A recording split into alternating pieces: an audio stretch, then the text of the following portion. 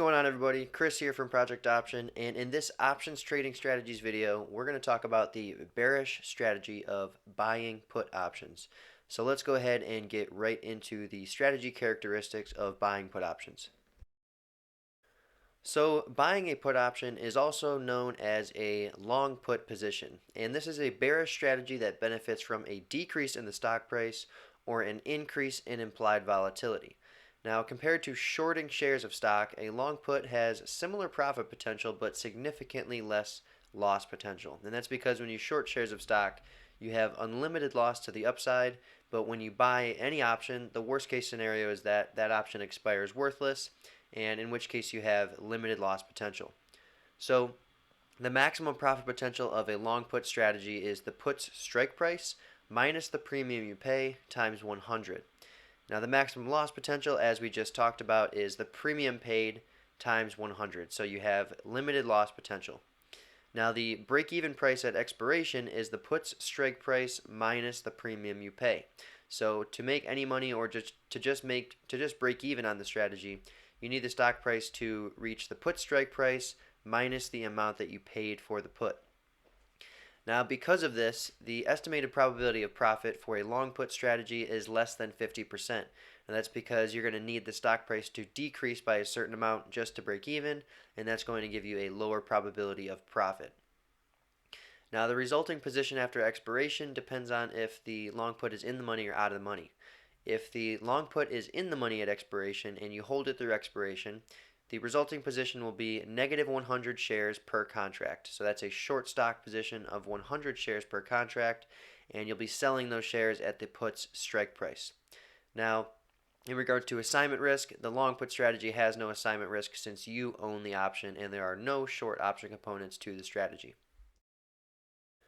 Now that you know the basic characteristics of the long put strategy, let's go ahead and look at a basic example and check out the expiration risk profile graph. So here we have a bunch of different strike prices and the corresponding put prices. So at the time of these prices, let's say the stock price is trading for $150 and we want to initiate a bearish position. So we're going to buy the 150 put for a $5 premium. So the stock price is at 150, we're going to buy the put with the strike price of $150 and we're going to pay a $5 premium for that put.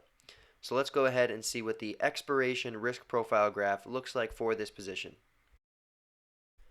So as we can see here, all of our profit potential is way on the left side, which means the stock price is decreasing, and that profit potential increases steadily as the stock price is decreasing. Now on the right side, we see that we have limited loss potential equal to the amount we paid for the option times 100. So since we paid a $5 premium for this option, the most we can lose is the $5 premium times 100, since that's the standard option contract multiplier, which gives us a maximum loss of $500. So the maximum loss occurs when the stock price is at or above the put strike price at expiration, because at those prices the put will expire worthless. So if the stock price is at $150 or above $150, we will lose $500 at expiration because that put's going to expire worthless. Now our break-even price is the put strike price of $150 minus the $5 premium we paid for it, which brings us to $145. So as we can see here, if the stock price is at $145 at expiration, we're going to break even, and that's because at expiration an option only carries intrinsic value. Now at $145, a put with a strike price of $150 will have $5 of intrinsic value. And since we paid $5 for that option, we have no profits and no losses on that position. Now let's say the stock price falls to $130. At expiration, the put with a strike price of $150 will be worth $20. And since we paid $5 for it, we'll have a $15 profit on that option. Now that $15 profit actually corresponds to a real dollar amount of $1,500. So this expiration graph just shows you the potential profits and losses for this long put position at expiration.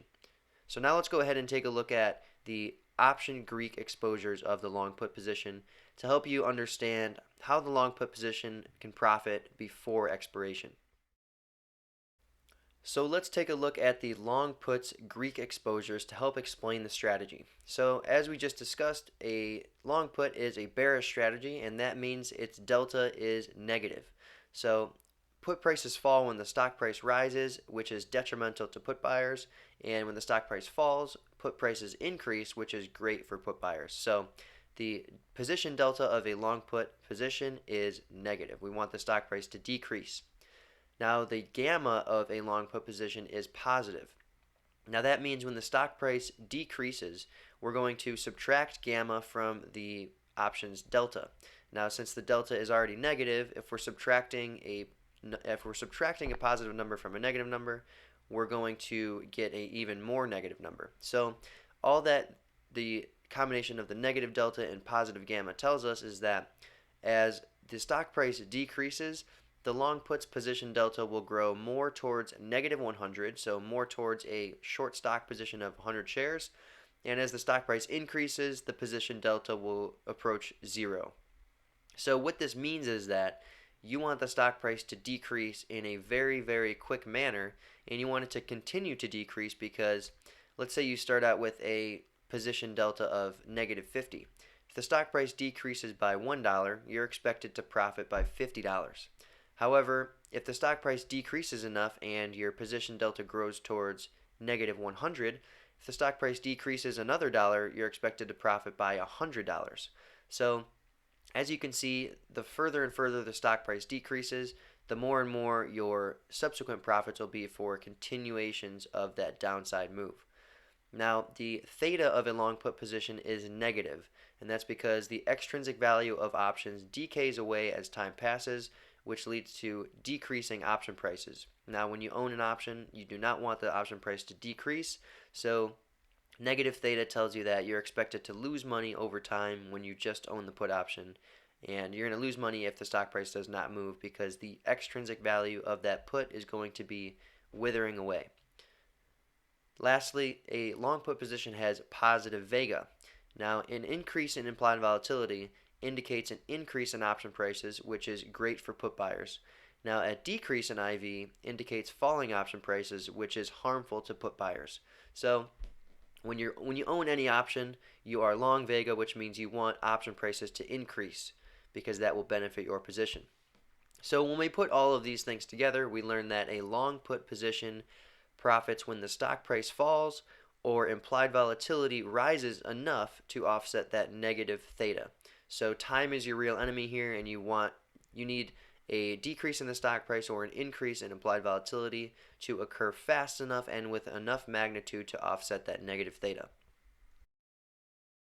Alright, so now that you know the theory behind the long put position, let's go ahead and take a look at some real trade examples to show you how a long put might perform as the stock price is changing through time. So the first example we're going to look at is where a trader buys an at-the-money put. So an at-the-money put is where the strike price is right by the current stock price upon entering the trade. So here's the setup. The initial stock price is $77.21. Initial implied volatility is 37%. The put strike we're going to look at buying is the 77.5 put expiring in 74 days. Now we're going to pay a $4.95 premium for this put, which brings our break-even price to 77.5, which is the put strike price, less the $4.95 premium we paid, which brings us to a break-even price of $72.55. Now the maximum profit potential is $72.55 times 100, which is $7,255. Now this comes from the fact that if the stock price goes to 0, that 77.5 put will be worth $77.50. And since we paid $4.95 for it, our net profit will be $72.55. Now $72.55 times 100 is $7,255. So that maximum profit potential is only realized if the stock price goes to 0, which is extremely unlikely. Now the maximum loss potential is the amount we paid for the option, which is $4.95, times 100, which is $495. So let's go ahead and take a look at how this position performed over time. So in this chart, on the top we're looking at the changes in the stock price, we're looking at the put strike price, which is the dark dashed line, and we're looking at the puts break-even price. And we're also seeing any intrinsic value that that put has, because the intrinsic value indicates how much the option will be worth at expiration. So more green on that chart is good for put buyers. So as we can see here, the stock price starts around $77.50 and it falls a little bit, but then kind of just meanders around that strike price. Now, between 74 days to expiration and 30 days to expiration, we can see that this long put position actually has losses because the long put itself is decaying in value. Now that is described by negative theta. As we talked about, if time passes and the stock price is not moving and implied volatility is not changing, the option will lose value because its extrinsic value is decaying away. So the loss on this long put position between 74 days and 30 days to expiration can be attributed to theta decay. Now, between 30 days to expiration and 0 days to expiration, we can see that the stock price actually rallies to a price above the long put strike price, in which case there is no more intrinsic value for the put. So, in other words, if the stock price remains above the strike price, the put will expire worthless at expiration. Now, as we can see, the stock price in this example is above $82.50 at expiration, which means the $77.50 put is completely out of the money. And as we can see on the bottom part of the graph, the put price at expiration is $0. So if we were to buy this put option and hold it to expiration, we would have lost $495 per put contract. Alright, so example number 2, we're going to buy an out of the money put this time, which is a little bit of a lower probability trade because when you buy an out of the money put, if the stock price doesn't decrease significantly, that put's going to expire out of the money. So an out of the money put purchase is a very aggressive trade because you need a big stock price move to profit. So let's go ahead and see what happens here.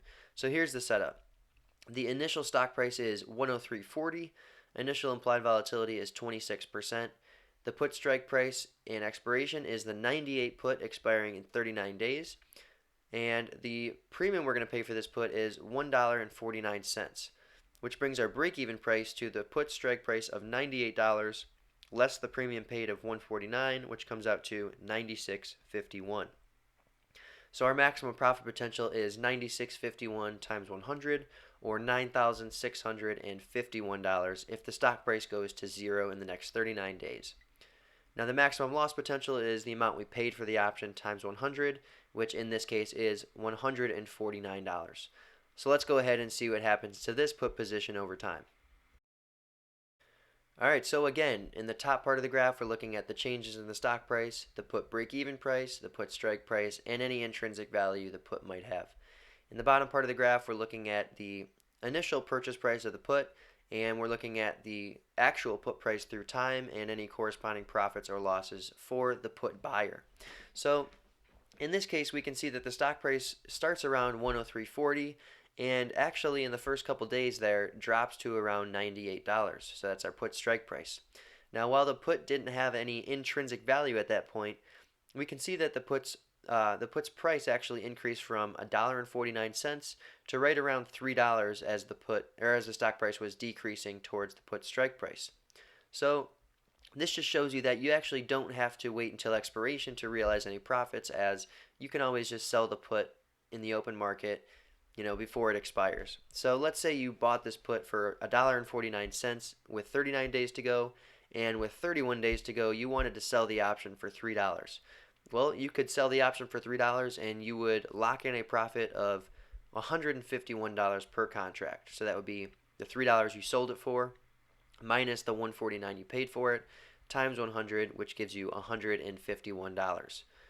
Now, let's say you didn't sell it and you just kept holding on to it. So as we can see, the stock price didn't actually get below the put strike price until about 12 or 13 days to expiration, and that was short-lived and the option actually expired out of the money at expiration.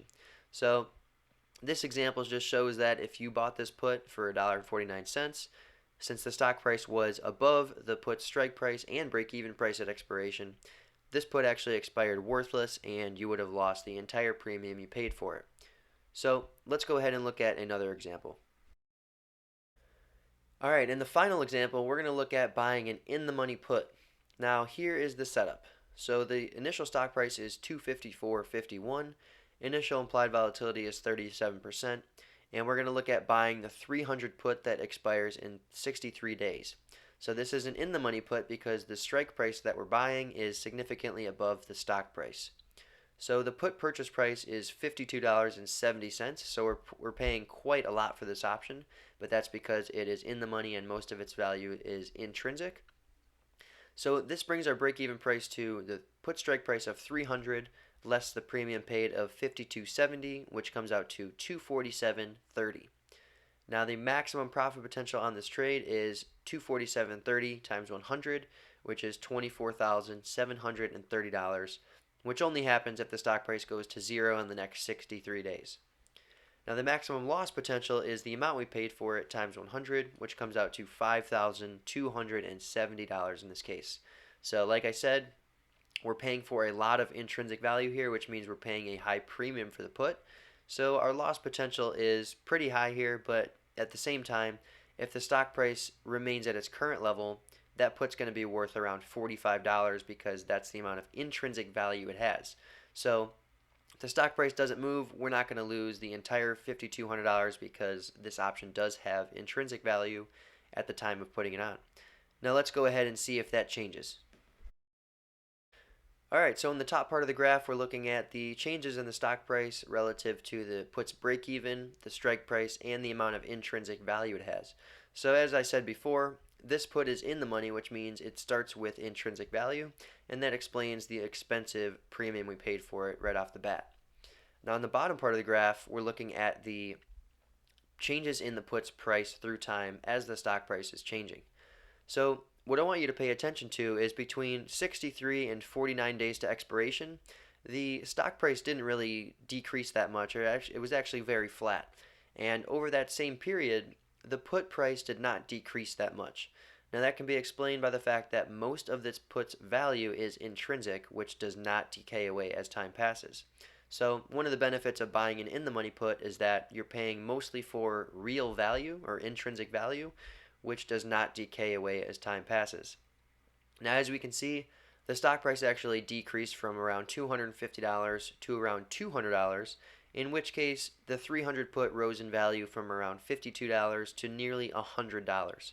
So this put actually doubled in value because the stock price fell more than $50 from the entry price. So at expiration, this stock price was below the break-even price of $247.30, and overall the position was profitable. Alright, so that pretty much wraps up what you need to know about buying put options. So let's go ahead and recap the main concepts discussed in this video. So buying puts is a strategy used by traders who have a strong bearish outlook for a stock, as the trader must correctly time the fall in the stock's price, otherwise you're going to lose money from theta decay. Now, buying a put has limited loss potential and significant profit potential, but also a lower probability of profit as a result of that relationship. A long put position benefits from decreases in the stock price or increases in implied volatility, but loses money from the decay of extrinsic value as time passes. So as we discussed before, the stock price must fall or implied volatility must increase enough to offset the losses from time decay. So you have time working against you and you need a directional movement or a volatility movement in your favor to offset those losses from time decay. Now to close a long put position before expiration, you can simply sell the put at its current price to lock in profits or losses. So we did go over that in one of the examples before. And lastly, if a trader holds an in-the-money long put through expiration, the resulting position will be negative 100 shares of stock per put contract. So if you hold an in-the-money put through expiration, you're going to short 100 shares of stock at the strike price of the put that you purchased. Thank you so much for watching this video, everybody. I really hope you enjoyed this video. If you enjoyed it, please go ahead and subscribe to our YouTube channel so that you can keep up with all of our latest video content as we release it.